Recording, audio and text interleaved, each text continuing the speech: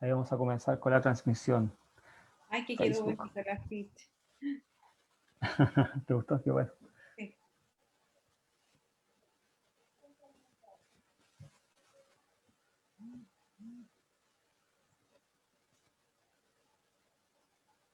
Ahí sí.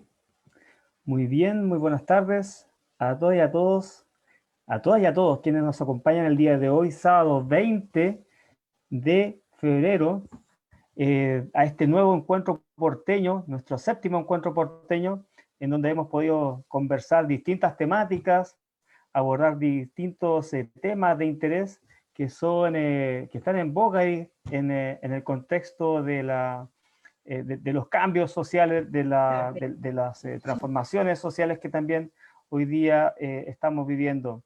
En este séptimo encuentro porteño nos acompaña Yanina Figueroa y Pinza, quien es una destacada dirigente y también empresaria. Antes de darle con ella, quisiera compartir parte de su trayectoria.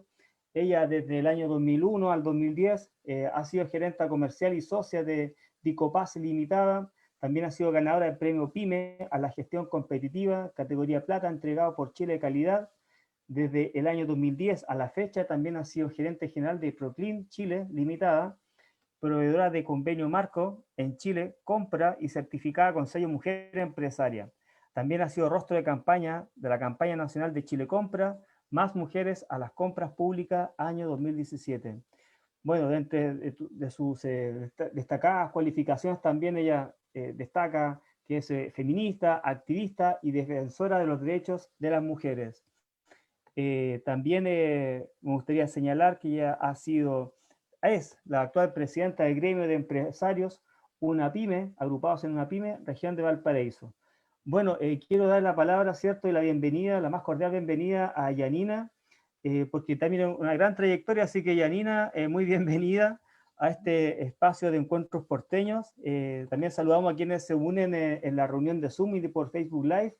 Así es que bienvenida, Yanina, para abordar este tema de los emprendedores, cuáles han sido los desafíos y todo lo que ha ocurrido durante estallido social y también en términos de pandemia. Muy buenas tardes, Yanina, bienvenida. Muchas gracias, Eduardo. Muchas gracias por esta linda invitación con tantos colegas que están aquí presentes y los que nos están viendo a través de Facebook Live. Eh, claro, estamos viviendo tiempos difíciles y muy complejos, especialmente para los nuevos emprendimientos, pero como sabemos todos los emprendedores, justamente cuando existen las dificultades, cuando sale toda la capacidad creativa de los seres humanos. Así que también es un momento muy desafiante para ver cómo vamos a enfrentar esta situación tan inédita y especial que nos ha tocado vivir desde el 2019 en adelante. Partimos con una economía muy complicada el 2019, con hartas contracciones y hartos problemas internacionales que hicieron que muchos de los emprendedores, por ejemplo, las personas que tenían negocios ya establecidos, que dependían de algunas compras internacionales, empezaron a ver que sus precios empezaban a subir y en el mercado era difícil poder empezar a transar ese tipo de productos o servicios. Y después ya nos viene un estallido social y ahí nos dimos cuenta que los chilenos teníamos una tremenda desprotección en seguridad pública y muchos emprendimientos y negocios establecidos terminaron sucumbiendo frente a la violencia y a la desprotección del Estado. Y de ahí en adelante se nos suma esta pandemia, que ha sido una pandemia que es una pandemia de salud, pero también es una pandemia que ha revelado otras pandemias. Por ejemplo, la debilidad absoluta en la que navegan las empresas de menor tamaño en Chile. A mí me cuesta un poco el tema, el término de emprendedor, cómo separarlo de lo que significa el empresario. Yo creo que emprendedor lo inventaron como casi un sinónimo de empresario los que sienten que decir que son empresarios es casi un insulto o que uno pertenece a una casta muy especial. Y la verdad es que empresario es alguien que tiene una empresa, que paga IVA, que tiene trabajadores y que tiene movimiento. Lo distinto yo creo que en nosotros y por qué a lo mejor el término emprendedor yo no lo disocio, sino que la actitud de los empresarios es una actitud emprendedora. Siempre estamos buscando dónde hay una oportunidad para poder desarrollar una nueva idea. Entonces, de verdad es que este año 2020 ha quedado develado bastante potente el hecho de que uno de los grandes males que tenemos en Chile es la alta concentración de mercado, que impide la sana competencia de los que quieren en algún momento decir, mira, ¿sabes qué? Yo me quiero ganar mi sustento y el de mi familia por cuenta propia, no quiero ser apatronado y tengo ganas de emprender con un negocio, pero no es tan fácil como se pinta o como se quiso, especialmente en este gobierno, poner el acento en que Chile es el país de los emprendedores, con las pymes somos el motor de Chile. Finalmente nos han dejado sucumbir frente a la más absoluta indefensión. Lo que nos dieron fueron créditos, aspirar a créditos FOGAPE, o sea, endeudarnos, créditos que la mayoría de nuestras empresas no pudieron acceder. Y por razones muy lógicas. Una de las grandes trabas en el emprendimiento y en la creación de empresas es justamente el financiamiento. Y el financiamiento es muy esquivo para las empresas. Y es esquivo porque los bancos tienen una, no sé si sesgo, pero sí podría decir que es casi una mirada muy distinta para quien quiere emprender. No hay un banco de fomento en este país, el Banco Estado no es un banco de fomento, es básicamente un banco que te pide exactamente las mismas condiciones que pide cualquier banco. Y a ningún banco le gusta arriesgar, o sea, siempre tienen que tener como ellos a la vista que hay una solvencia, que hay propiedades que se pueden embargar, que tenga una cierta seguridad el negocio, como para poder ellos acceder al financiamiento. El año 2020 fue un año muy difícil, especialmente para las personas que habían empezado y también a las personas que llevaban muchos años con sus negocios. Tenemos quiebras emblemáticas en la ciudad de Valparaíso, como el Roland Bar, el Cinzano, el Desayunador de la Marcia Saavedra, la Piedra Feliz, y el comercio detallista en general de la calle Conde, el de Serrano, de Bellavista, se vio absolutamente perjudicado por la desprotección policial. Eh, entonces, estamos en un escenario bien complejo, porque por un lado, las ayudas entre comillas, los fomentos productivos funcionaron bastante mal.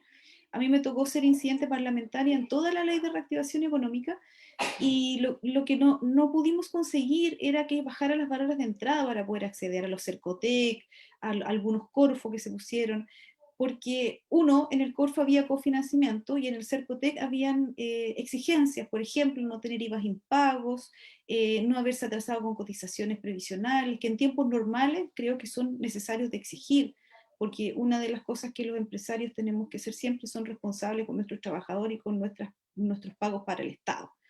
Pero en tiempos de pandemia, cuando tú te tienes local cerrado, cuando tú no puedes abrir, porque a veces se nos olvida que, por ejemplo, en Valparaíso estuvieron 6 meses cerrados el comercio en general y que solamente tenías abiertos los supermercados, que vale, vale bien decir que en pandemia los supermercados se volvieron más ricos aún, con todos los negocios nuestros absolutamente cerrados.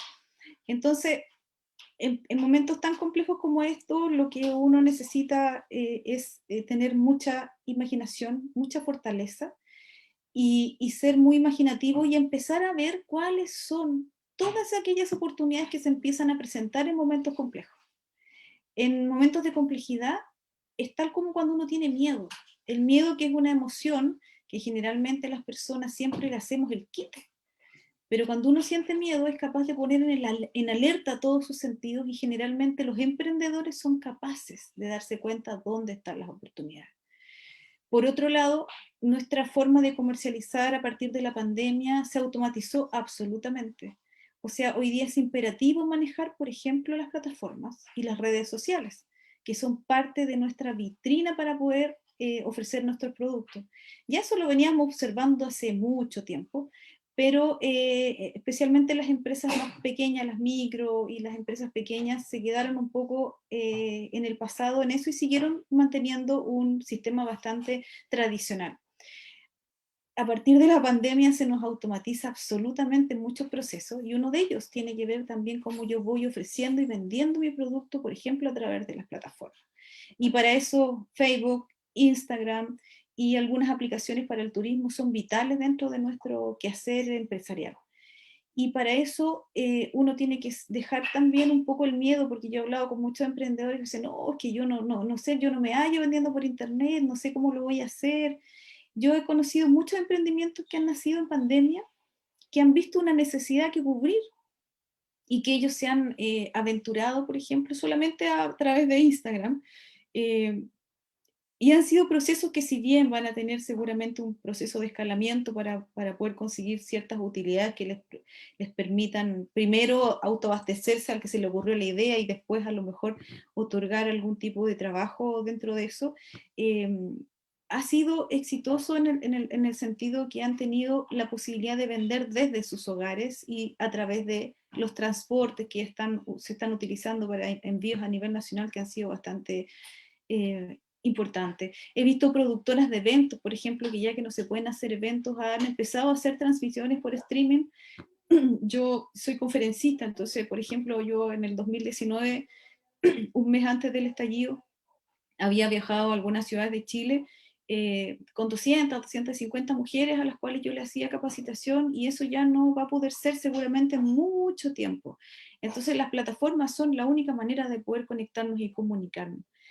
Entonces, ¿qué tan abiertos estamos al cambio? Es una de las primeras preguntas que uno tiene que hacerse.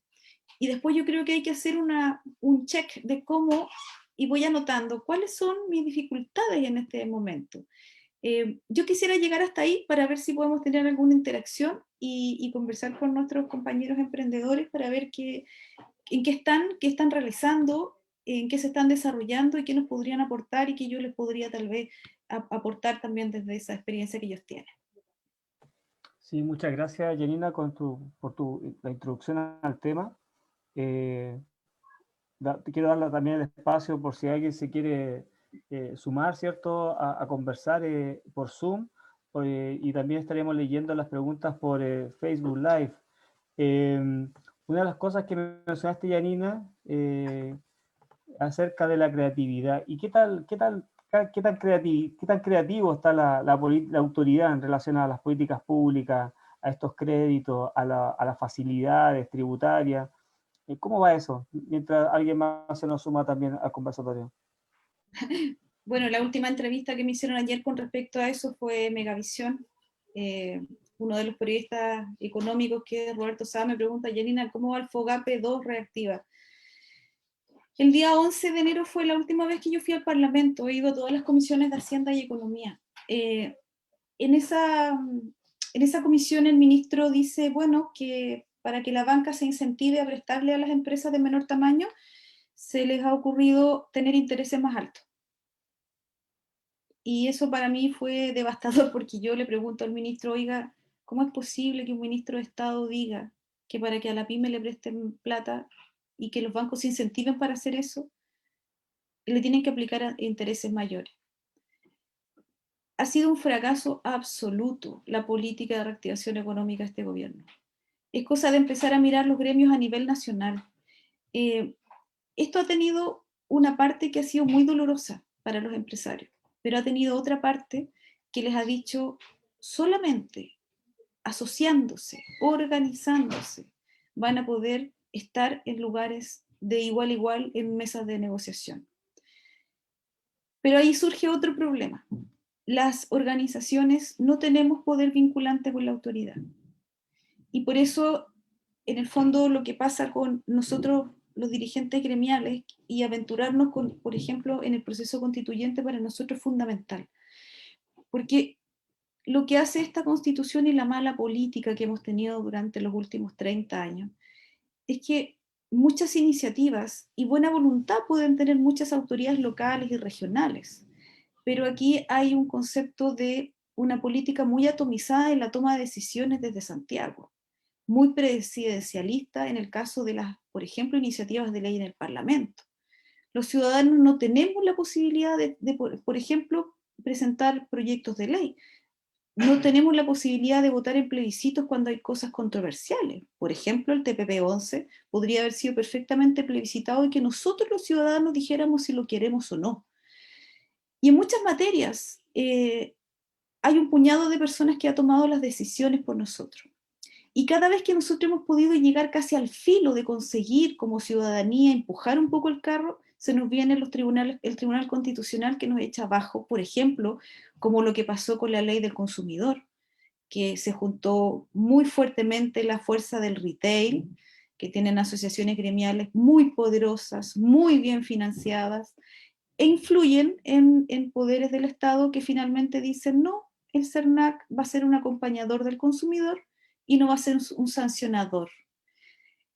Entonces, aquí lo que pasa es que estamos viviendo un periodo donde hay muy poca conciencia al respecto, de que no tenemos ningún tipo de poder transformador oficial, ¿ya?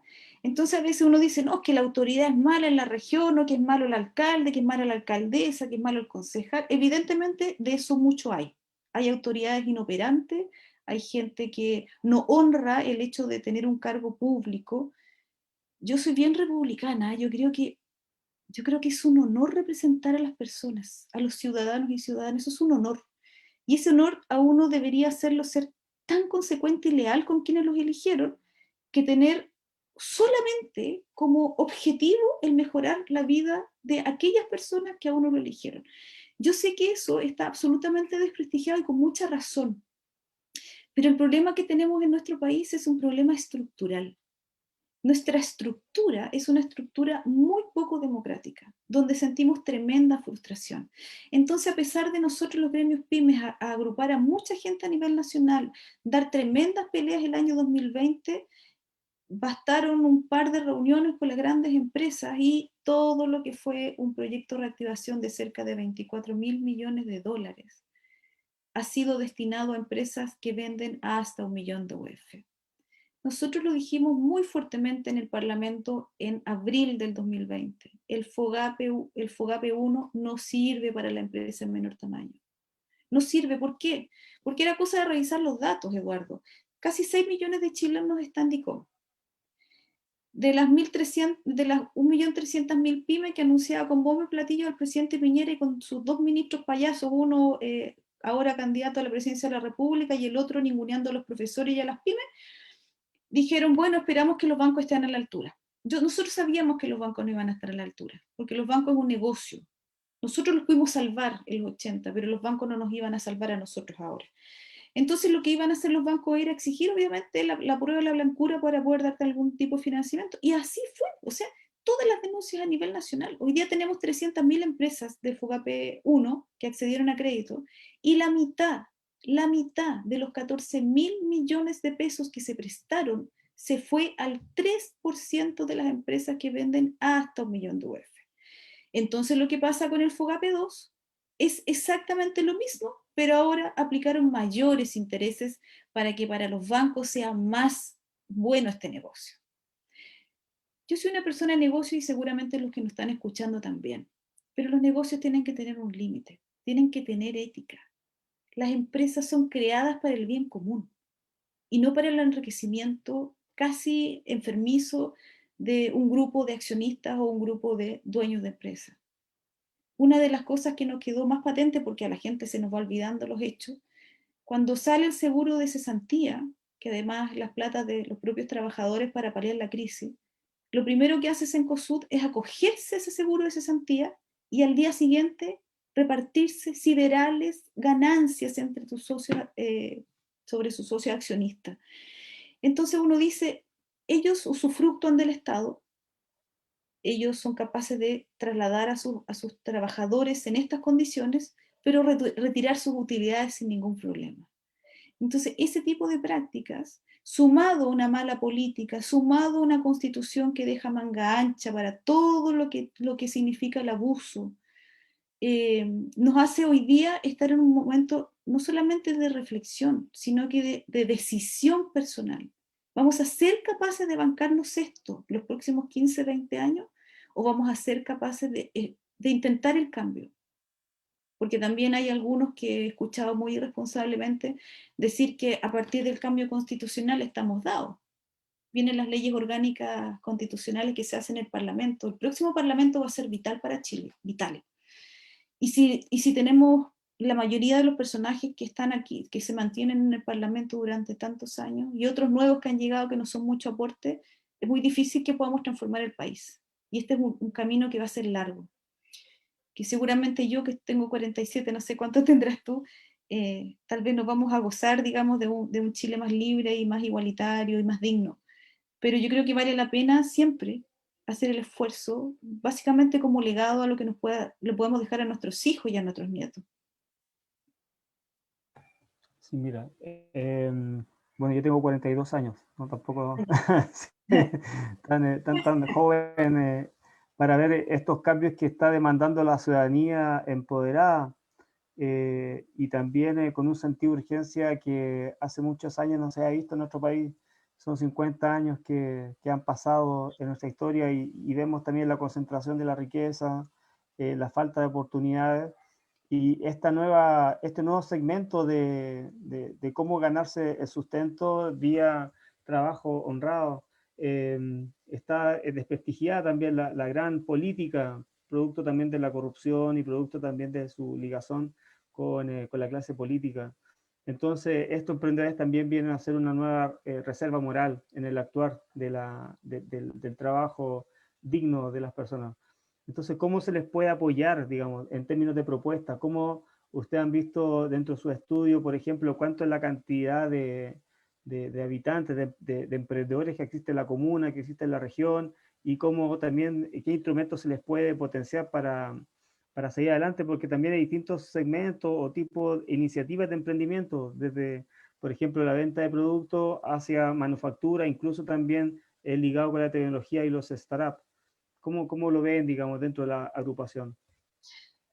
Mira, a nivel nacional aproximadamente hay 2 millones de personas que se les puede denominar emprendedores, ¿ya? De esa cantidad, a lo menos el 50% no está formalizado. Y de ellos, el 60% aproximadamente en sus emprendimientos alcanza un sueldo mínimo, ¿ya? Entonces, a partir de esas cifras que nosotros manejamos de las encuestas del INE del 2019 y principios del 2020, podemos desprender que el emprendimiento en Chile es un emprendimiento precario. Y no es por desanimar, sino es por ponerlo en un contexto de realidad. Porque surgen otras organizaciones, por ejemplo, como ASECH y todas estas organizaciones que son básicamente fundadas por el gobierno de Piñera I, de la mano del imputado, ¿cómo se llama este que se me olvidó? Que fue ministro de Economía en el primer gobierno de Piñera, crearon estas organizaciones que nos hicieron creer que esto era la última chupada del patio. Y hoy día las cifras dicen efectivamente que de los 2 millones de personas emprendedoras, el 60% gana el sueldo mínimo. El emprendimiento, por ejemplo, en las mujeres es un emprendimiento que surge después de un despido, después de una separación matrimonial o después de intentarlo muchas veces en buscar trabajo y que finalmente empiezan a hacer lo primero que se les ocurre. Todo lo que es ¿cómo se llama? El emprendimiento tecnológico es un emprendimiento muy de elite y muy de nicho. De los chicos que salen de la Santa María o de la Universidad Católica, que tienen algún tipo, digamos, de educación superior y que mirando algunos modelos internacionales logran hacer algunas iniciativas, pero eso son cosas muy aisladas, ¿no? Que nos quisieron así como meter, que nosotros éramos, pero los jaguares de América Latina con respecto a eso, pero la verdad es que las cifras dicen lo contrario. Y además, en la precariedad en que navega la empresa pequeña de menor tamaño en el país, y esto sumado a la automatización, que es algo que a veces no nos damos tanto cuenta que está sucediendo, pero está la automatización cambiando la mano de obra de seres humanos en Chile hace ya un par de años, tal vez 5 o tal vez un poco menos, donde ha llegado brutalmente. Y eso ha dejado fuera del sistema laboral a muchas personas sin poder reinsertarse en otros lugares. Y lo otro que también no conversa es que nuestro Estado no previó de una manera eficiente qué iba a pasar con los trabajadores y la automatización hace muchos años atrás. Uno lo que espera de la autoridad es que sean personas que puedan ver casi el futuro, cómo se va. Además que nosotros tenemos los ejemplos en otros países desarrollados. Entonces la educación, por ejemplo, preescolar, la educación escolar, la educación media, está formando básicamente seres humanos para un mundo laboral muchos de ellos impartiendo después en la universidad carreras que sabemos que tienen 2 o 3 años de vida en el país y que van a ser automatizadas, y que esas personas no van a poder insertarse laboralmente, pero el negocio de la educación es tan grande, porque está el privado metido, que no hay una visión de Estado que nos pueda a nosotros proteger de eso, ¿ya? Entonces, por eso hay tanto cesante ilustrado, tanto doctor, doctora, magíster, y ahora la gente está en esa carrera de profesionalizarse lo más que se pueda, y hay una cantidad de ilustrados cesantes que no se van a poder insertar porque el mundo está cambiando o ya cambió. Por eso, el incentivar el emprendimiento y las posibilidades de la autonomía laboral de las personas es algo en lo que estamos atrasados, pero que algunos intentos están haciendo. Yo me acuerdo cuando yo empecé a dar charla, eh, yo empecé básicamente con lo típico que empiezan las personas que hacen charlas de emprendimiento, y después me fui dando cuenta que lo que yo estaba repitiendo era el mismo fracaso que estaban repitiendo todas las empresas de capacitación en el país. Aquí no necesitamos hablar del modelo Canvas, ni necesitamos hablar solamente. Lo primero que tenemos que trabajar son las emociones de las personas que van a estar frente a un posible éxito o un fracaso. Son 2 alternativas, no hay 3. Y cuando, por ejemplo, yo empecé a dar charlas sobre las emociones y a trabajar el sentido de las emociones, y cómo dentro de que el fracaso era una de las cosas que mejor podía mover el coraje en momentos de dificultad, me empecé a dar cuenta que la gente de verdad empezaba a cambiar su forma de pensar. O sea, este negocio que yo estoy enfrentando, que no sé, lo estoy mirando, no lo estoy encontrando, muchas personas cuando se enfrentan a un desafío económico, primero llenos de miedo, viendo que todas las variables se conjuguen, casi haciendo un acto de perfección. Y la verdad es que el emprendimiento tiene mucho de imperfección y de ensayo y error. Si no somos capaces de internalizar dentro de nosotros esa forma de ver la vida, estamos muy lejos de poder estar en un siglo XXI que avanza a pasos agigantados y que todos los días nos sorprende con algún tipo de cambio al cual nos tenemos que adaptar. Y ya tú nos mencionas una cifra que resulta bien significativa a nivel nacional: más de 2 millones de 600, ¿cierto?, de emprendedores, y el 50% formalizados. Entonces la pregunta que uno se hace, ¿cuáles son las trabas, digamos, que encuentran los emprendedores cuando inician su formalización, o hay incentivos para formalizarse? ¿Cómo podría ser una nueva institucionalidad que acompañe, que refuerce a este segmento de emprendedores? Porque naturalmente vemos también el mercado laboral bastante saturado, como tú bien decías, y también profesionalizando esta labor, que hoy día también parte como un esfuerzo, una iniciativa propia, pero de pronto las herramientas para poder ir perfeccionándose son menos. ¿Cómo, digamos, podemos ver un plan, una acción desde la institucionalidad actual y, digamos, también nueva, que podría verse refrendada en esta nueva constitución?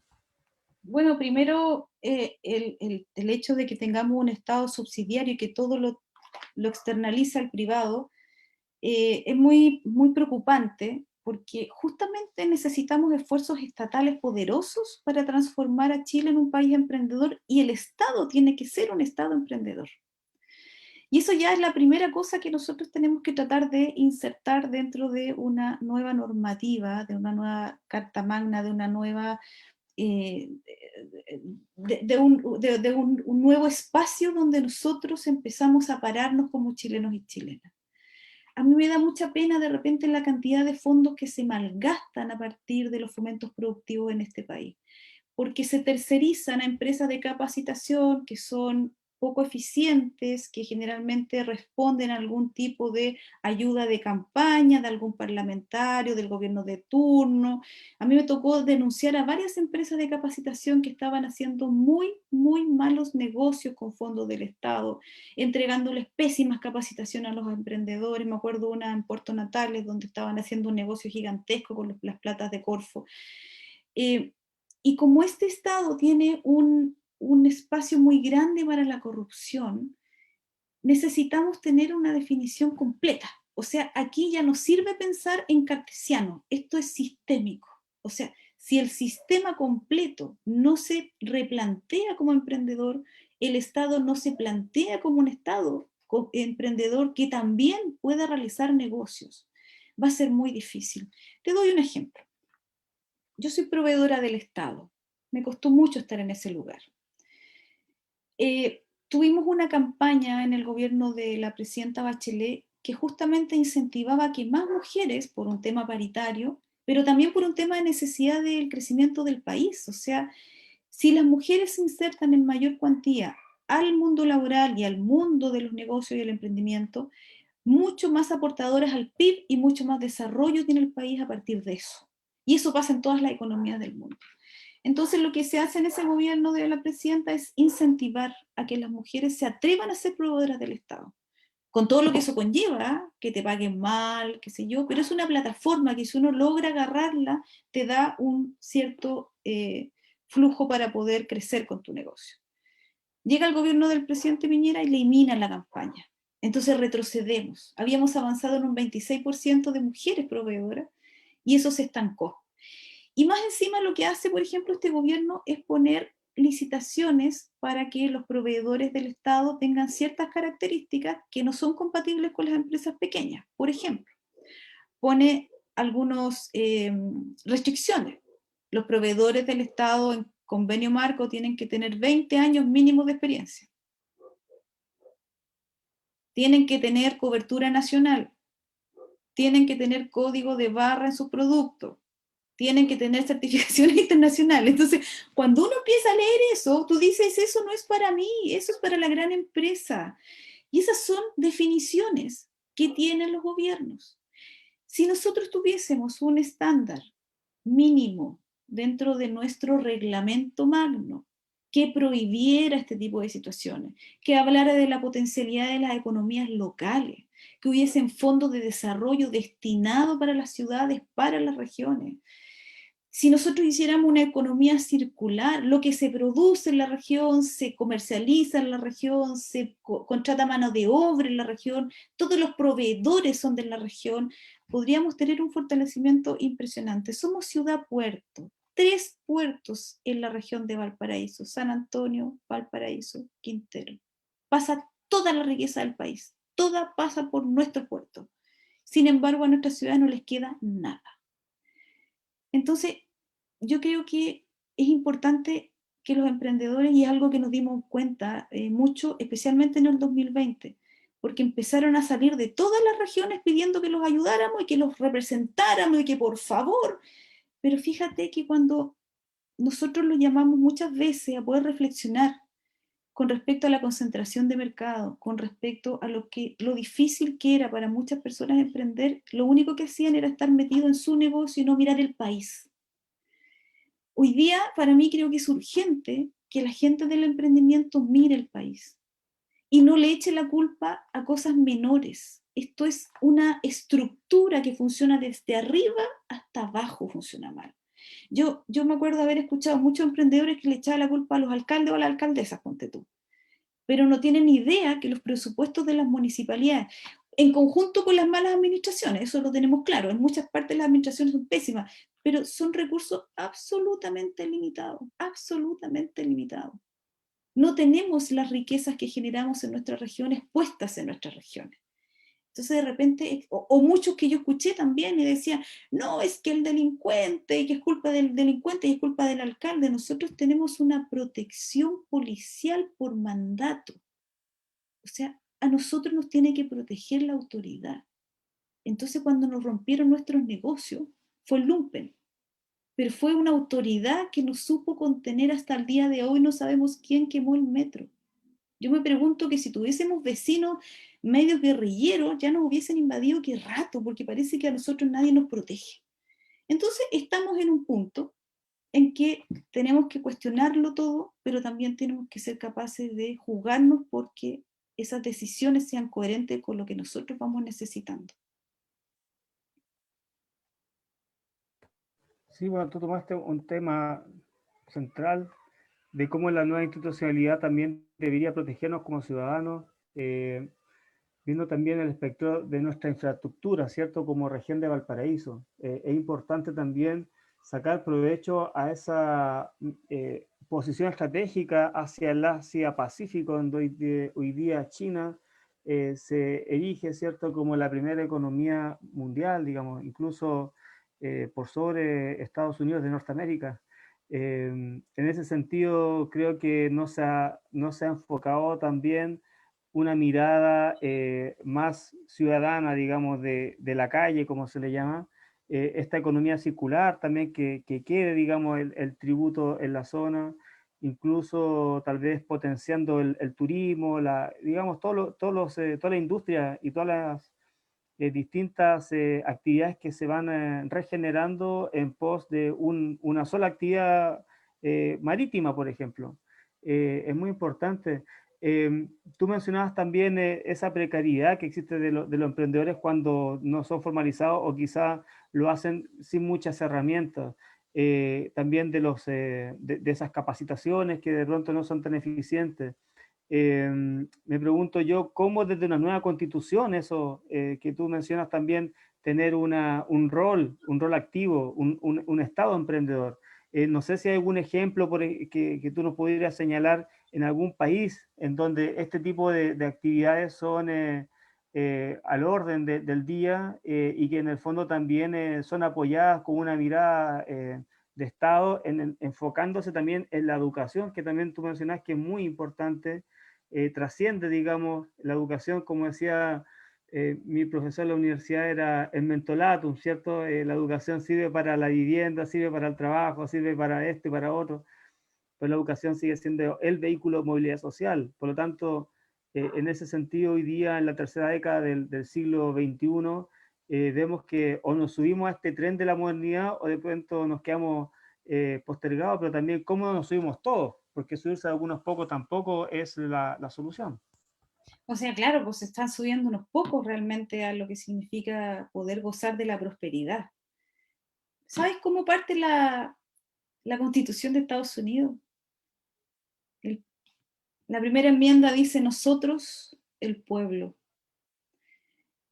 Yo en este andar me he dado cuenta que muchas personas están apostando a lo que siempre apuestan, a que esto es de la élite, ¿ah? Que la élite, los intelectuales solamente, son los que pueden decir cómo vivimos mejor nosotros y nosotras. Es de tanto sentido común de repente escuchar lo que dices tú y lo que yo he escuchado en muchas otras personas. Antes de ayer tuve un Zoom con Ricardo Harvey, que fue el militar que denunció la corrupción del ejército. Un hombre muy valiente que yo destaco mucho porque, wow, yo pensé que era valiente denunciando la corrupción del papel higiénico, pero, o sea, él se tira con una institución de la cual hay cuestionamientos tremendos de corrupción. Entonces, cuando nosotros empezamos a perfilar una nueva constitución, creo que es necesario mucho el diálogo ciudadano y de las personas que han estado desde las organizaciones trabajando el territorio y con distintas voces y matices. Entonces, hay constituciones como la de Estados Unidos, como la de Australia, que tienen estados tremendamente fuertes en las decisiones, especialmente en lo que estamos hablando ahora del emprendimiento. Nosotros tenemos que reformar, pero completamente, toda la institucionalidad de fomento. Hay corrupción, lo sabemos, lo hemos denunciado. Esto no puede quedar al privado. Son platas nuestras. Cuando usted licita desde Corfo, de Cercotec, a estas empresitas, porque son empresitas las que han estado a cargo de nuestros fomentos productivos y de entregarnos estos bonos, uno se da cuenta primero que ya partes mal con eso. Lo segundo, no hay ninguna trazabilidad que haga que a ti por ejemplo, en el caso del Cercotec, un capital semilla para emprender, que haya un seguimiento en el tiempo. ¿Cómo yo pongo de nuevo dinero para un segundo escalamiento de ese emprendimiento con seguimiento, con acompañamiento, hasta que esto nos dé y nos genere sustento para el que lo hizo y sustento para varias otras familias, o sea, la creación del empleo.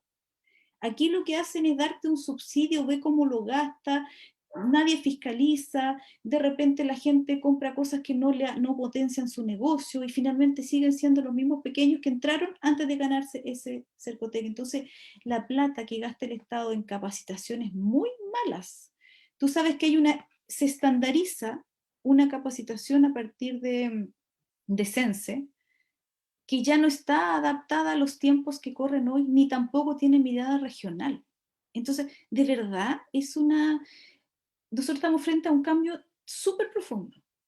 Todo lo que nosotros pensamos que funcionaba bien, funciona pésimo. Entonces tenemos esa misión hoy día de estar muy vigilantes, especialmente al proceso en el caso de los constituyentes y también en el caso de los concejales y alcaldes, gobernadores y gobernadoras, qué sé yo. Todo lo que puedan ofrecer depende también de cómo vamos a estructurar el país, digamos, en la próxima constitución.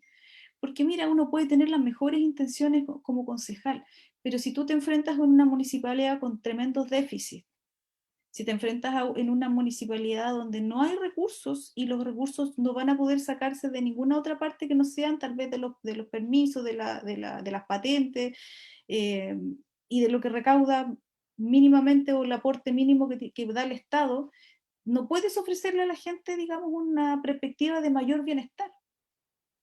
Entonces, frente a eso, hay que ser súper sinceros en el momento que estamos viviendo. Aquí estamos casi como que cuando uno toca fondo, ¿cachai? Como si, no estamos limpiando la mugre, no estamos parando, y ahora falta que miremos de frente. Y digamos, bueno, mira, en esta situación no podemos seguir. Lo que pasó en el 2020 con la empresa de menor tamaño fue de un desdén que a mí me dio mucha pena. Mira, me dio mucha pena el ver cómo no les interesó que cerraran tantos negocios, que tanta gente quedara sin trabajo. Ellos prefirieron, primero, salir al rescate del LAN. Segundo, sacar los subsidios del trabajo para que Cencosud y todos los que ganaron tanta plata se quedaran ahí tranquilitos. Que son los patrones en el fondo de esta gente, si para qué estamos con cuestiones. Porque ahora tú ves que el ministro Briones va por Evópolis y seguramente, o sea, mira lo que hemos llegado, que un ministro ineficiente que dejó el país con una tremenda recesión, que dejó morir a las empresas de menor tamaño, ahora candidato a la presidencia de la República, ¿con qué ropa? O sea, ¿cómo hemos perdido el sentido del respeto a la institucionalidad de la presidencia de la República con este tipo de personajes? Y así nos vamos llenando de este tipo de personajes. Entonces, el emprendimiento puede ser la solución para un mundo de automatización, pero requiere también de un Estado fuerte que sea comprometido para que esos emprendimientos tengan una escalabilidad y que finalmente puedan dar trabajo y significar el sustento digno para la familia y no, digamos, con un sueldo mínimo.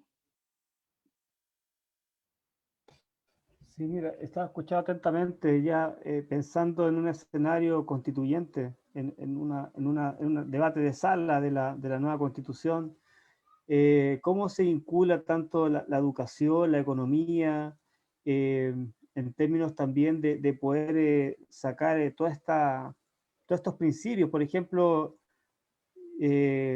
hemos nosotros visto como apoderados, digamos, quienes tenemos a nuestros hijos en los establecimientos particulares pagados, subvencionados, que en el fondo también existe esta libertad de enseñanza, pero también se liga con la libertad de emprendimiento, de hacer empresas finalmente. Entonces, ¿cómo se combina, por ejemplo, una libertad de emprendimiento, pero también con un derecho fundamental, un derecho humano, como es la educación, la salud, la vivienda, el trabajo, las pensiones? ¿Cómo tú podrías aportar con tu visión de emprendimiento a consagrar estos derechos fundamentales para toda la ciudadanía? Claro, ahí puede ser que se contraponga el derecho al emprendimiento, pero créeme que los derechos fundamentales de los seres humanos no pueden estar entregados al mercado absolutamente. Eso creo que es un tremendo error. Mira, hace poquito me llamó una compañera que yo quiero mucho, una compañera de colegio en el liceo de niñas, me dice, mira, llega mi papá muy grave en la clínica. Me cobraban 3 millones por hospitalizarlo, eso más o menos salía la intervención que tenían que hacerle. Entonces me lo llevé al hospital público, me dijo, donde había solamente un médico y justo quedó un problema con una cuchillada o algo que era medio complejo. Entonces no me lo atendieron, pues me dijo, me lo tuve que traer. Y ella lloraba amargamente por eso. Me decía, ¿sabes por qué lloro? Me decía, por la impotencia, me dice, no tener esos 3 millones para que mi papá esté atendido, esté en una cama limpia, que esté bonito, que lo atiendan los doctores y que no tenga que yo estar casi mendigando el que me den algún tipo de información. Entonces, no es posible que para el 90% de las personas que están en FONASA, ese panorama sea un panorama que siempre acecha y angustia a las personas. Si me enfermo, la única posibilidad que tengo es ir al hospital público. Y si ese día está colapsado, como ha estado colapsado durante los últimos meses, casi un año, tengo casi ninguna posibilidad de poder vivir. Hace unos días atrás me tocó participar de un programa donde estaban haciendo una colecta para una niñita con leucemia muy grave y con otras enfermedades de base de 3 años, que depende de unos medicamentos que son carísimos. Entonces cuando uno ve eso dice, aquí falló el Estado y el privado está haciendo su negocio feroz. Qué bueno, a todos nos gusta que hacer negocio, pero esto tiene que tener un límite. Y ese límite nosotros lo perdimos hace mucho tiempo en este país, porque esta gran riqueza de Chile está en manos de muy pocas personas y eso no es un cliché, eso es la realidad. Hoy día, mira, nosotros planteamos algo que podía parecer descabellado, pero cuando se empezó a hablar en abril del tema de las compras de las cajas de mercadería, nosotros los gremios le planteamos al gobierno, ¿por qué esas cajas de mercadería no se entregan en una tarjeta del Banco Estado para poder comprar verduras en las ferias libres y comprar abarrotes en los negocios de barrio y que tengamos la posibilidad los chilenos de elegir qué queríamos comer con esa caja de mercadería? ¿Qué es lo que hizo el presidente Piñera? Se lo compró al grupo Sayé, uno de los grupos más ricos que hay en el país. Entonces, si el Estado no interviene de alguna manera en eso, si el Estado no es capaz de recaudar a estas grandes fortunas para que paguen los impuestos que debe pagar el que más se enriquece en el territorio, es muy difícil que podamos tener un país que pueda otorgar bienestar a la mayoría de los chilenos y chilenas. Si aquí la gente, el 70% de la gente gana menos de 550.000 pesos y con eso hay que pagar el colegio, que alcanza para el subvencionado nomás, no para el particular. Tiene que pagar a duras penas para un ISAPRE, si es que se va a FONASA y con todo lo que significa eso. La gente vive endeudada en este país, tenemos 6 millones de personas endeudadas, 6 millones de personas endeudadas. O sea, la gente básicamente vive con la tarjeta Cencosud, o vive con la Ripley, o vive con la Falabella. Con eso está viviendo la gente. O sea, todo lo que nosotros como chilenos hacemos, se lo entregamos a estas 7, 8 familias que son las dueñas básicamente de todas las riquezas de Chile.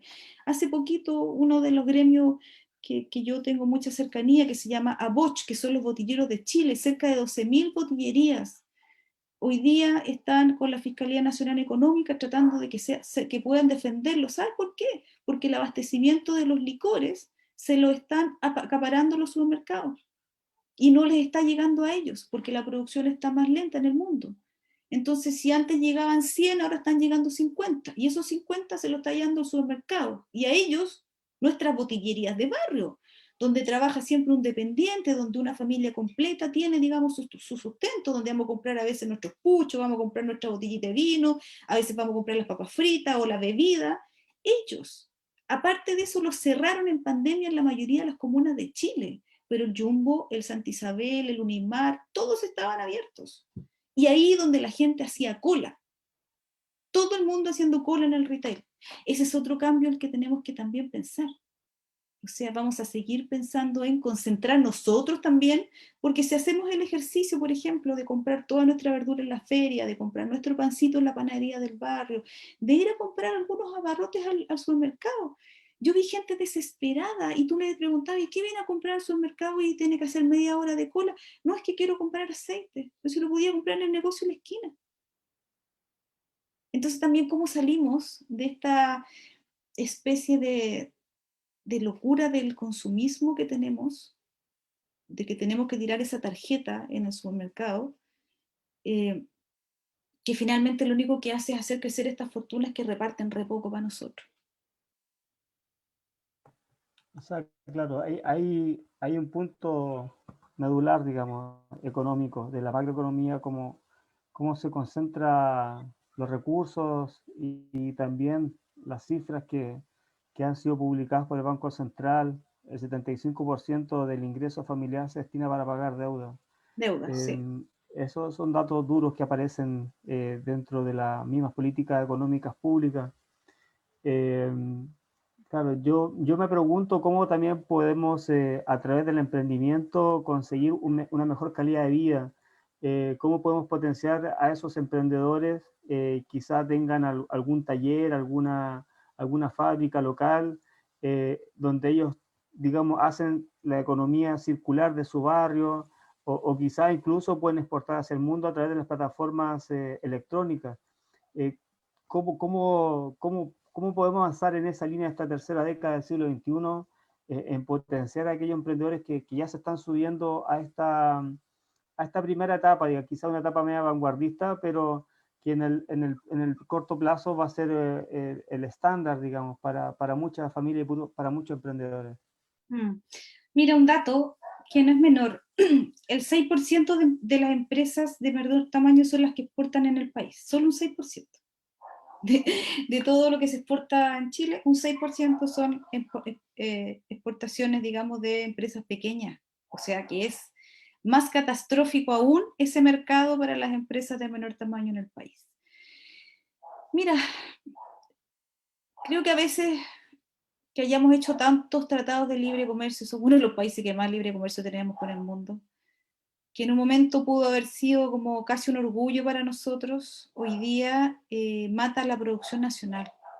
¿Cómo compite un fabricante de zapatos con un chino que te llega, digamos, que no resguarda, digamos, las leyes laborales, que no sabemos, digamos, cómo es su forma de tributo? Entonces, también los tratados de libre comercio han matado nuestra industria nacional y eso tenemos que urgentemente ver cómo lo podemos recuperar. Porque yo hablaba con Fantuzzi la otra vez, estaba en su casa tomándonos un cafecito y me decía, Yanina me decía, si nosotros finalmente mandamos todo para afuera y lo compramos elaborado de vuelta, y eso es compramos cosas de cobre que las hacen afuera y las traemos para nosotros. O sea, nosotros tenemos que como país volver a recuperar la industria, la posibilidad de fabricación, de la innovación, hacerla nosotros mismos. Hace un tiempo estaba en Magallanes y me decía uno de los hacendados que tiene las vacas Eberhard. Se me decía, mira, esta vaca se va a Estados Unidos, la carne se va a Estados Unidos, y vuelve a Chile como la carne corte americano, carne magallánica. O sea, en esa locura estamos, digamos, en este país.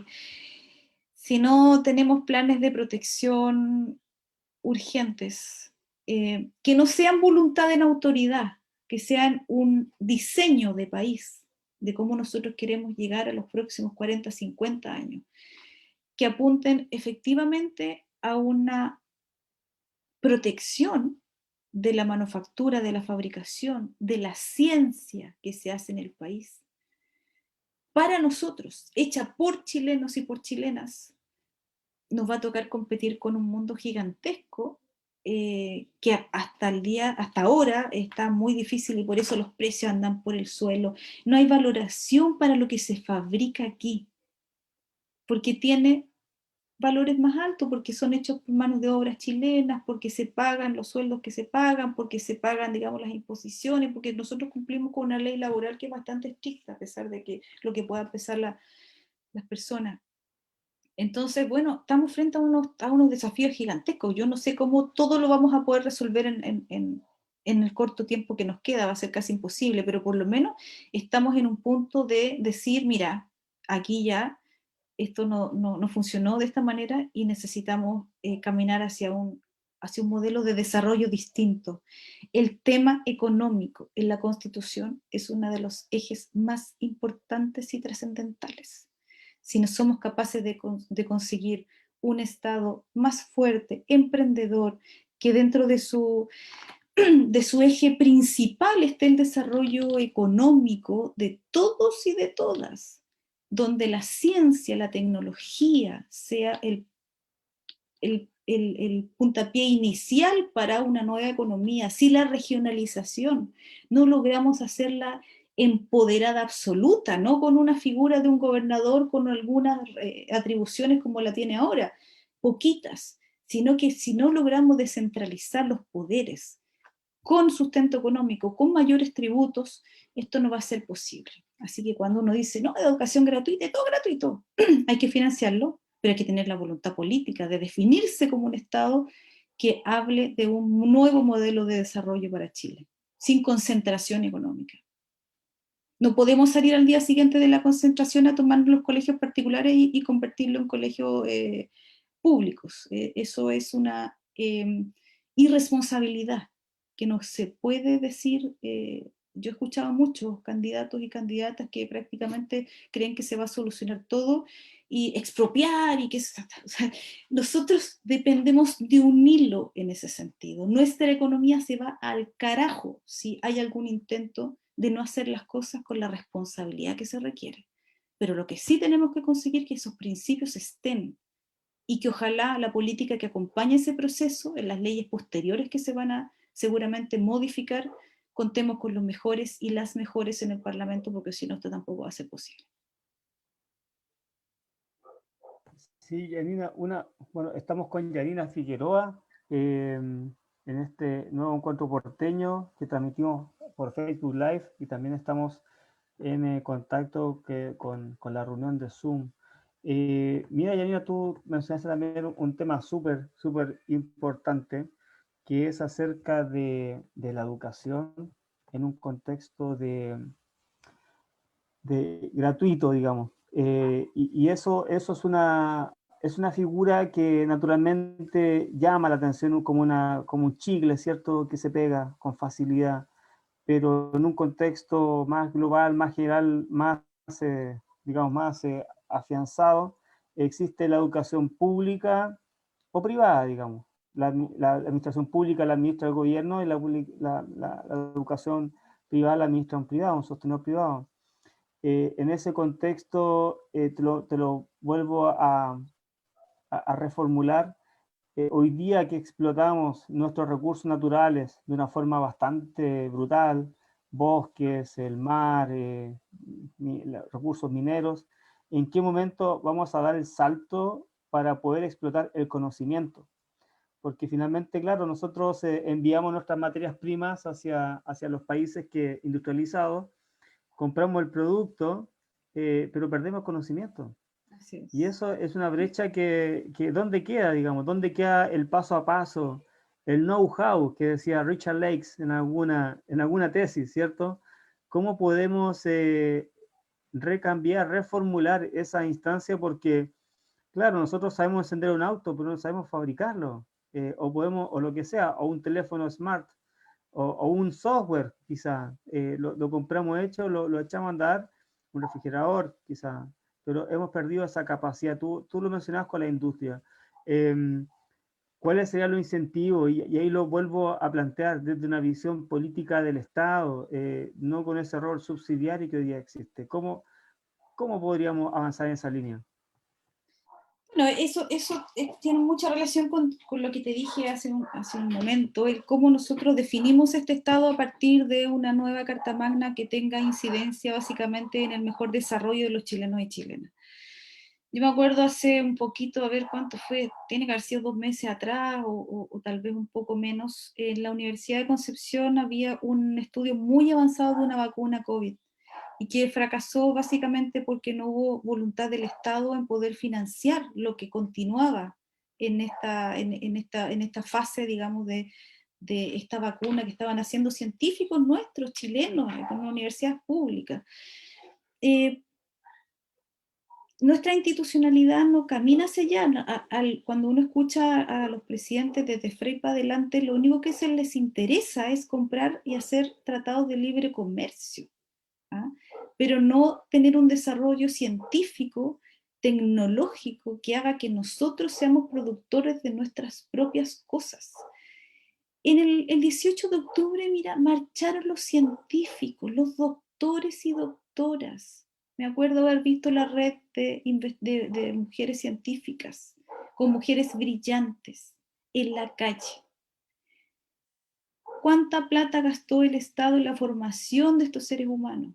Que llegaron tremendamente calificados del extranjero, pero aquí se les ata absolutamente las manos. No hay financiamiento para grandes laboratorios, por ejemplo, en las universidades. Están dependiendo de la voluntad de turno del CONICYT, del FONDESIC, de todo esto, porque ahora todo es concursable, todo se concursa. Y los que están detrás de los resultados también tienen algún tipo de incentivo de dárselo a uno o a otro. ¿Ah? Entonces, si nosotros no podemos, no dejamos, digamos, que ese tipo de prácticas no nos dejan ver el bosque finalmente. Un país con tremendo capital humano, con tremendas riquezas. El problema es que no son nuestras y las decisiones tampoco son nuestras. La ciudadanía tiene nosotros vivimos una democracia bastante falsa, bastante a media. Si finalmente no podemos casi preguntarnos, plebiscitarnos absolutamente nada. Entonces, de verdad, yo creo que es una tremenda oportunidad, pero también es un tremendo desafío para las personas que quieran involucrarse de verdad en el servicio público y que no sigan con la misma lógica que, bueno, ¿cuántos concejales sacó mi partido? O sea, como casi quién es el más fuerte con respecto a las autoridades que sacaron y no con la calidad de autoridades que llevan. A mí me asombra, hay muchas personas que me asombra que estén de candidato en la Constitución. Blumel, ¿qué hace Blumel si quedó debiendo una explicación ante el mundo sobre los vejámenes de los derechos humanos en el estallido social? ¿Qué hace un Arboe que siempre estuvo, ¿cómo se llama?, legislando a favor de los grandes empresarios de este país? O sea, Longueira, menos mal que no, o sea, imagínate la calidad de gente que nosotros estamos teniendo para que pueda pensar en un Chile para nosotros. Ellos piensan en el Chile y mantener el status quo si les conviene, mucho, mucho. Oye, Yanina, mira ahí los comentarios que nos hacen en Facebook Live. Saludos, dice, al futuro concejal Eduardo Vázquez y a la mejor constituyente Jan Figueroa, nuestro amigo Esteban Olmedo. También nos dice Pamela, cómo fortalecer el comercio de barrio y vecinal, el cooperativismo, y también también nos señala, la globalización no es buena para todos los países si la innovación interna no está fortalecida. Es un tema que también revisamos. Y también nos pregunta la ciencia y tecnología, ¿qué porcentaje se invierte en investigación? ¿Hay algún dato duro con respecto a eso? ¿Un porcentaje del PIB? Creo que el Bueno, 5%, que es uno de 5% del PIB. los más inferiores de América Latina. Lo que se invierte en tecnología y en ciencia, bueno, partir por el pésimo ministro de la ciencia que, o sea, no nos merecemos esto, los científicos no se merecen eso. Este ministro, un ministro que no aportó absolutamente nada a un proceso además tan trascendental que vivimos, por ejemplo, en el tema de la vacuna. Este gran negocio que finalmente se llevaron un par de laboratorios en el mundo pudo haber salido de Chile.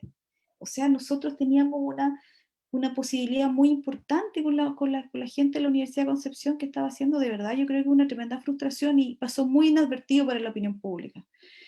A partir de lo que nos habla nuestra amiga Pamela, creo que puso ahí, que hablaba de cómo se fortalece el comercio vecinal. Claro, comercio de barrio. De barrio. Mira, a mí me han gustado muchas iniciativas que se están haciendo en algunos barrios.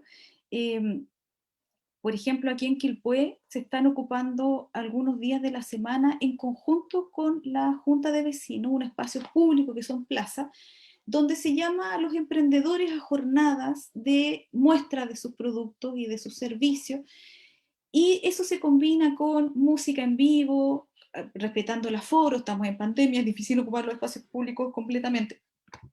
Pero creo que esas iniciativas son bonitas también porque hacen que la comunidad se encuentre y que tome conciencia que dentro del barrio se están haciendo iniciativas que son colaborativas. Estoy hablando de los emprendimientos que son incipientes, que que recién están empezando a ver cómo van a tener una escalabilidad futura. Estoy hablando del emprendimiento, que de repente a las personas que hacen, qué sé yo, algún tipo de confección de ropa, o que están haciendo algunas cosas de comida, de cosas gourmet, de los emprendimientos que básicamente hacen ferias. Las ferias itinerantes creo que son una buena alternativa cuando se trabajan desde las juntas de vecinos. Yo he ido a varias y los he encontrado súper entretenidas. Una de las cosas para sacar mayor valor a los productos y para tener un mayor posicionamiento es siempre innovar. Y la innovación no es otra cosa que hacer las cosas de manera diferente. Cuando uno va, un simple ejercicio, cuando de repente vamos de compras a una feria navideña, por ejemplo, siempre nos detenemos en lo distinto. Entonces, cuando yo estoy emprendiendo en un negocio, tengo que ser súper observador. ¿Qué es lo que está haciendo en mi región a partir de mi producto, de mi servicio? ¿Qué se está haciendo en el país? ¿Qué se está haciendo en el mundo? ¿Cómo yo puedo diferenciarme de muchas personas que hacen exactamente lo mismo que yo? Y en eso Internet ayuda mucho, y las plataformas que son gratuitas son un excelente medio de comercialización. El diseño es importante. Y una de las palabras más importantes cuando uno hace un negocio es la coherencia. O sea, mi negocio, mi fanpage, mi Instagram tiene que ser absolutamente coherente con mi propuesta. Por ejemplo, hay gente que hace emprendimientos de, qué sé yo, joyas, ponte tú, joyas. Y de repente en el Instagram aparece una foto de un cantante, que no tiene nada que ver, o de un perfume, ponte tú, o de un comentario de la dueña que se le fue, o una selfie con el perrito almorzando. Nosotros, si vamos a tener un emprendimiento serio, tenemos que tener un bonito concepto. Ese concepto lo tenemos que transformar en diseño, tenemos que hacer interacción con las personas, responder todas las preguntas que nos vayan a hacer, mostrar la satisfacción del cliente. Por ejemplo, yo envío un producto a destino y no me cuesta nada pedirle a la persona que me mande una foto de vuelta y que a lo mejor me mande un pequeño videíto si realmente le gustó mi producto o mi servicio. Y eso se va subiendo a nuestra red social, porque finalmente el que compra, primero, para tomar una decisión de compra, empieza a ver cómo le ha ido a esta persona con los comentarios. Es igual que cuando nosotros, por ejemplo, tomamos la aplicación del TripAdvisor para ver cuál es el mejor restaurante de la ciudad en la cual nosotros llegamos de visita, por ejemplo. Antes era el boca a boca. Antes uno dice, oye, mira, ¿sabes qué? Voy a ir a Punta Arenas, quiero saber cuál es el mejor restaurante, qué sé yo, dónde voy a comer la mejor centolla. Y algún amigo te lo decía. Ahora te lo dicen millones de personas. Entonces tú pones mejor restaurante en Punta Arenas que venda langosta y hay una cantidad de personas que te dice, y después de leer un rato unos comentarios uno dice, efectivamente, este es el lugar al que voy a ir. Entonces lo mismo pasa con los emprendimientos que están saliendo ahora en pandemia. Coherencia, diseño, explicación, relato. Relato. Cuando tú eres capaz de diferenciarte a través de un simple relato, ¿qué es lo que quieres transmitir con lo que tú estás vendiendo? ¿Ah? ¿Qué es lo que quieres decir? Y ahí se hace la tremenda diferencia. Pueden haber 1000 personas vendiendo joyas, pero me voy a detener en ese que a mí me seduce, por su fotografía, por su explicación, por su coherencia, por su diseño, por su explicación y por la satisfacción que otros clientes han demostrado que esta persona o que este emprendimiento tiene a través de las redes sociales. Sí. Bueno, la amalgama que requiere, ¿cierto?, para un mejor emprendimiento es fundamental. Contar con la herramienta, contar también con el foco también de la tecnología, de cómo también nos comunicamos y hacemos una actividad humana a través de la tecnología y no la tecnología sea la actividad humana. ¿Ah? Como tú mencionas también la automatización, la robotización, eso ya está también en beneficio de las personas y no al revés. Mira, hay un comentario que también nos hacen en Facebook que hace mención con el proyecto de ley que envió al Congreso, el artículo número 4, no conozco esta ley, dice, nos quiere quitar la libertad de expresión en cuestión de finanzas, la libertad de los cambios de fondo en las AFP para marzo. La cosa no será bueno. ¿Cómo vemos también el segmento de las pensiones, de la jubilación, tanto para el segmento de los emprendedores como para la sociedad, para los asalariados y trabajadores en general? Con el segundo retiro, casi 4 millones de personas quedaron sin fondos previsionales. Y hasta el segundo retiro no tenemos ninguna posibilidad de que el Estado, porque eso no lo aprobaron los parlamentarios, en su mayoría, de oposición y de derecha, en que el Estado se hiciera cargo de reponer estos fondos en estado de emergencia. Hasta el segundo retiro, los chilenos y chilenas nos batimos con nuestro dinero, con nuestro 10% y con nuestro seguro de cesantía. Eso fue lo que hicimos los chilenos en pandemia. Efectivamente, se van a tratar de dejar todos los amarres sabidos y por haber antes del proceso constituyente.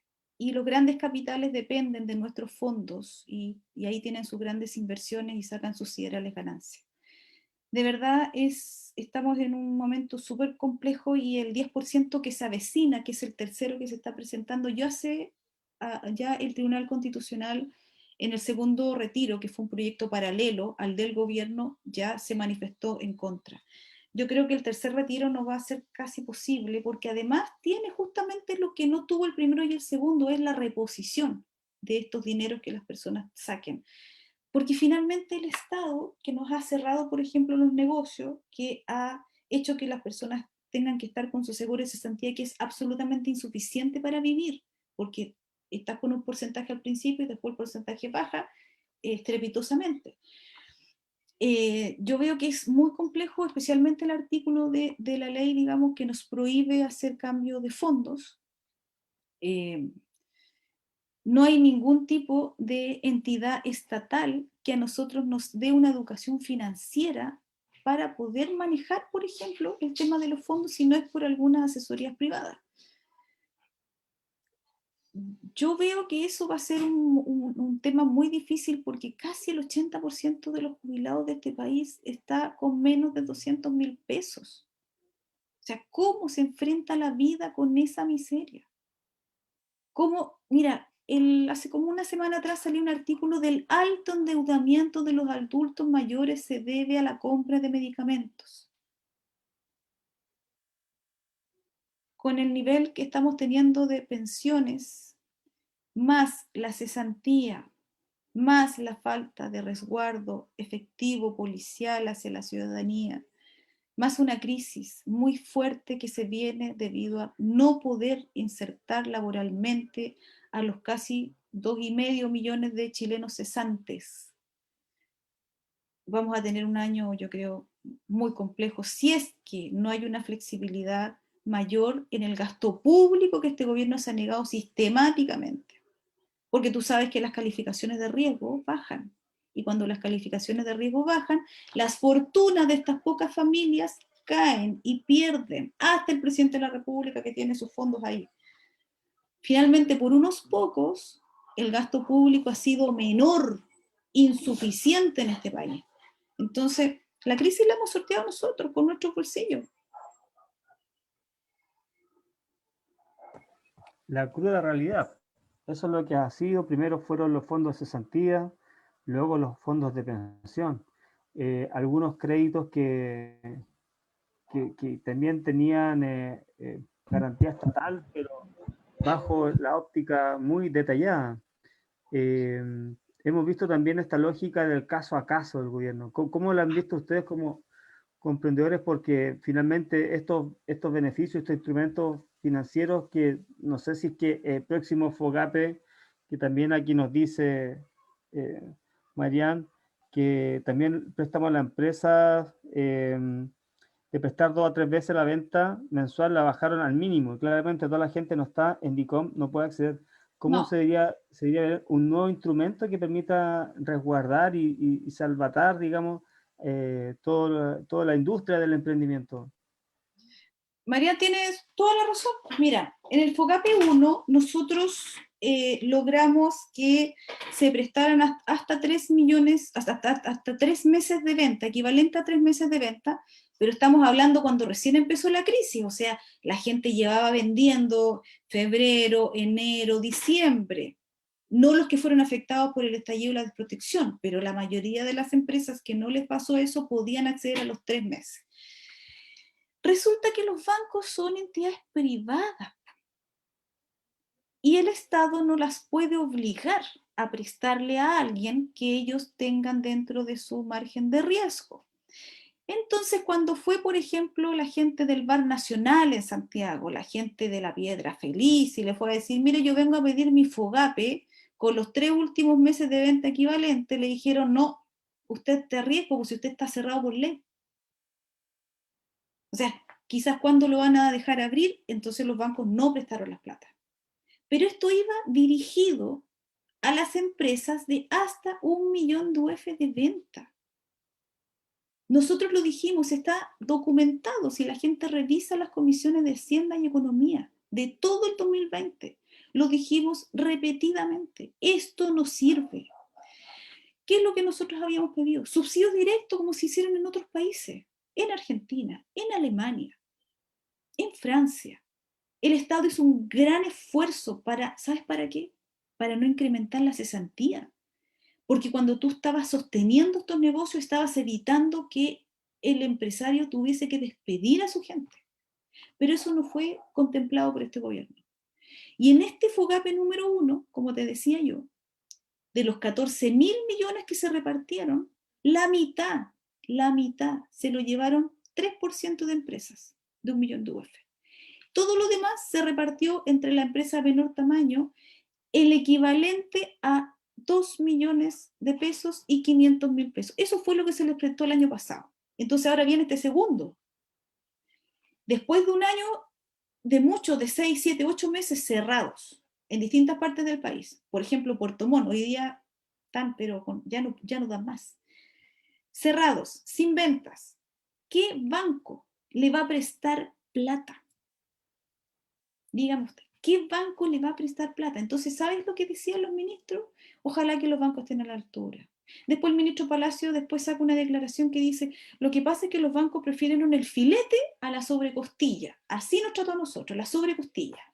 Entonces, cuando tú tienes ese nivel de autoridad, pero además tienes un amarre constitucional con respecto a la libertad, a la laissez-faire que tiene el mercado, tú no puedes como Estado venir y decirle, mire señor banco, usted tiene que prestarle al que tiene DICOM, porque en este momento nosotros lo que estamos en el país es un momento de excepción. Ellos cerraron primero por un mandato presidencial de cierre, de estado de excepción. Segundo, porque había una pandemia que no podíamos pararla de otra manera. Pero resulta que a nosotros nadie nos ha respondido. Lo único que han hecho es postergar.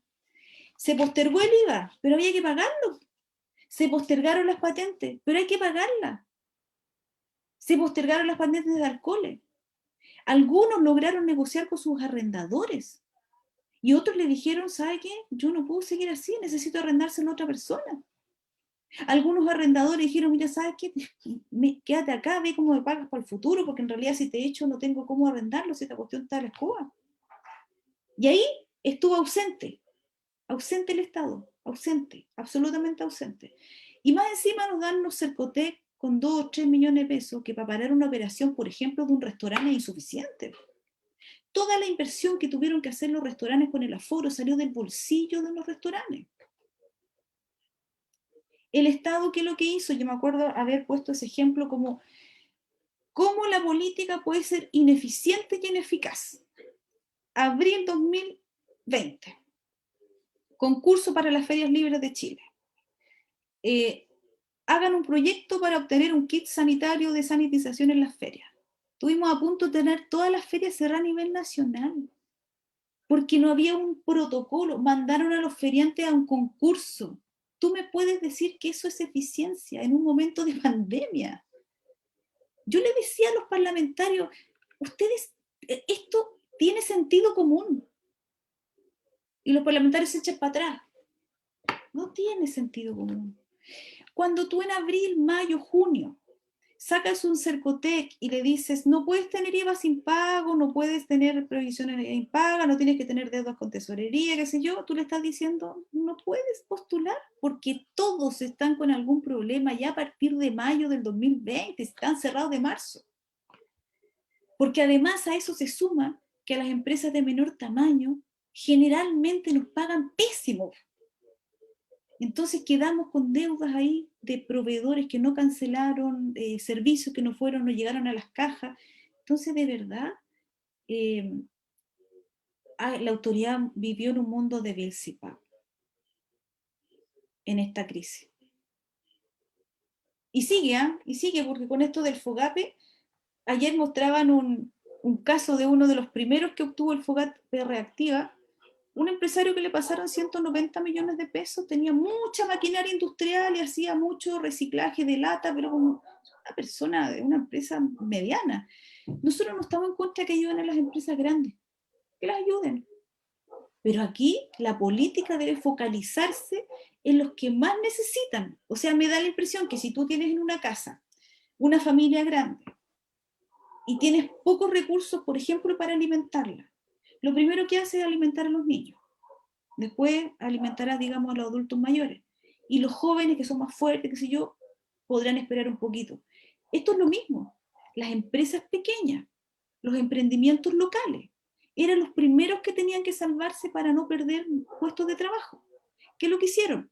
LAN Chile, grandes empresas, 1 millón de UF, ahí tengan los dineros, porque esos son los que pusieron a esta gente a gobernar. Bueno, ahí también tocamos un punto central de la combinación de la política y el gran empresariado. Naturalmente, esta élite política, económica, es una amalgama muy difícil de dividir. Y en ese sentido, sí, yo rescato que puedan diseñarse instrumentos en beneficio de aquellos emprendedores que están recién partiendo, que es diferente, ¿cierto? Como esta fantasía del capitalismo, ¿cierto? Que te dice, si tú eres tan brillante, tan creativo, puedes inventar una nueva Coca-Cola que va a hacer quebrar la Coca-Cola, digamos. Esa es como la fantasía también que se da en esta suerte que el mercado libre no se regula o se autorregula por sí mismo. Y todos Nunca se ha sabemos que eso no es autorregulado. así. Entonces, es Eduardo, una fantasía que nos venden. tenemos 14.000 empresas grandes, 14.000, que tienen el 90% del mercado. 14.000 tienen el 90% del mercado. 1.300.000 tienen el 13%.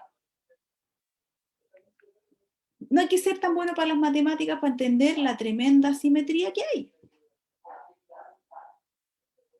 Entonces, tenemos mucho que hacer. Lo que tú decías, por ejemplo, el tema de la política y el empresariado. Cómo el Parlamento sucumbe ante la ley de pesca, recibe financiamiento, instrucciones. Y no solamente en esa ley, en casi todas las leyes reciben instrucciones de los grandes conglomerados. Por eso de repente uno, aquí a mí me ha tocado tantas veces estar en el Parlamento incidiendo, uno se siente casi como es como la última chupada al mate de ejercer la soberanía. O sea, mira, si tú revisas las intervenciones que yo tuve en el año 2020, son tan frustrantes. O sea, nosotros dijimos todo lo que iba a pasar porque conocemos nuestro mundo. Sabíamos que esta cosa del FOGAPE era una mentira para nosotros, lo sabíamos. Y eso fue comprobado después, tuvo que reconocerlo el ministro. O sea, un presidente de la República. Yo los invito a revisar la prensa del 29 de abril del año pasado. Esto es una inyección a la vena de las empresas de menor tamaño, decía el presidente de la República, como el 29 de abril. Llegará a 1.300.000 empresas. Y con esto vamos a poder sortear la crisis. Y de ahí en adelante, puras mentiras para adelante, puras mentiras. Y efectivamente tuvimos la razón, porque si tú hoy día revisas las colocaciones, lo que anuncia la Comisión de Mercado Financiero, 300.000 empresas, del 1.300.000, 300.000 empresas.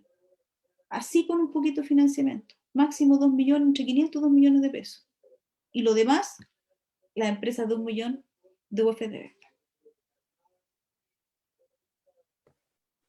Mira, hay un concepto que se me viene a la mente de todo este escenario también, que lo hemos tocado más profundamente desde la óptica del emprendimiento, desde la industria de la economía, pero cómo también recuperamos la dignidad de las personas, porque estas situaciones, estos instrumentos que ofrece el gobierno claramente son indignantes. Digamos, despiertan la situación de máxima indignación del ciudadano. Entonces, claro, después estos estallidos sociales dicen que no se deben venir, y finalmente tienen asfixiado el bolsillo de la familia, de los trabajadores, de los emprendedores. Bueno, con esto quisiera darte la palabra y dar un redondeo como parte de las conclusiones del conversatorio, pero también pedirte la palabra para ver cómo esta nueva constitución podría devolver la dignidad a las personas, a las familias y a toda la sociedad desde un punto de vista también republicano, porque no estamos en un contexto de otro tipo de gobierno, no estamos hablando de una dictadura, no estamos hablando de una monarquía, estamos posicionados en una república soberana y democrática. Bueno, una de los principales puntos es de verdad volver democrático al país. Y con esta nueva constitución tenemos la oportunidad de que el poder sea realmente de los ciudadanos y de las ciudadanas. De cuando tengamos el diálogo social necesario para la construcción democrática del país, los ciudadanos nos sentemos de igual a igual en forma vinculante con nuestras autoridades y que no las decisiones se tomen a espaldas nuestras. Esta constitución tiene que tener una mirada abierta a la ciudadanía y a la sociedad civil. Cuando tú dices que no lo veíamos venir, muchos, hace mucho tiempo estamos hablando de la desigualdad, especialmente la concentración de mercado, que es ahí el centro y el corazón de todos los males del país. ¿Cómo se reparte de mal la riqueza? ¿Sabes quiénes no lo vieron venir? Los políticos, los economistas, estos que estudiaron tanto, que están ahí ligados a los centros de pensamiento de todos los partidos políticos. Pero nosotros, los ciudadanos, los que estamos organizados, sí sabíamos que esto estaba ahí. Entonces, una de las cosas más importantes, yo creo, es primero la participación ciudadana para poder elegir ojalá los mejores y las mejores, que no necesariamente son los tecnócratas. Ojo, hemos estado todos los años de democracia haciéndole caso a todos estos tecnócratas, a todos estos constitucionalistas que andan ahí dando vueltas, a todos los grandes economistas que han sido ministros de Estado.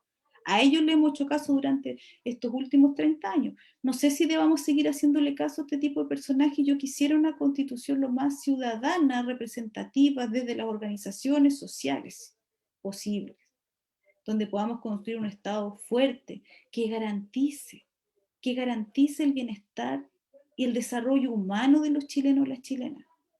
Que podamos en el fondo, en el futuro, pensar de que nuestro trabajo, nuestra fabricación, que nuestra tecnología va a ser hecha por nosotros y disfrutada por nosotros, que es algo en lo cual hoy día no tenemos esa posibilidad. ¿Cómo transformamos? Todo lo que hay que transformar requiere no solamente de este cambio y este diálogo ciudadano que debe haber en esta nueva constitución, sino que para mí, y yo creo que insisto mucho eso, la calidad de la política posterior al cambio constitucional tiene que caminar de la mano, porque o si no, todo lo que se haga después de eso no va a tener ningún sentido para toda la lucha que ha tenido el pueblo desde el 19 de octubre, 18 de octubre del año pasado, del año 2019. Muchas gracias, Yanina Figueroa, por esta gran exposición, por este grato conversatorio. Agradecemos tu disponibilidad, tu gentileza en acompañarnos en este nuevo encuentro porteño. También pasar el dato para que te sigan, ¿cierto?, en Facebook, en Instagram. Yanina Figueroa también es candidata a la Convención Constitucional, así que también mucho éxito, el mayor de los parabienes para que la nueva Carta Magna resulte ser en verdad un instrumento del pueblo, para el pueblo y con el pueblo. Bueno, con eso quisiera despedir este conversatorio y también aprovechar de invitarlos a nuestro nuevo encuentro porteño que va a ser el día martes, lo tengo aquí agendado, es el próximo martes 23 de febrero, donde abordaremos también el proceso de vacunación con Rodrigo Valenzuela Barra, quien es magíster en salud pública. Así que, Yayina, un gran abrazo y saludo a la distancia y espero también vamos a seguir en contacto en un siguiente encuentro porteño. Muchas Muy gracias, bien, Yanina. Eduardo, muchas gracias. Un saludo cariñoso a todas las personas que hoy día estuvieron conectadas. Gracias, Yanina, que esté muy bien. Igual.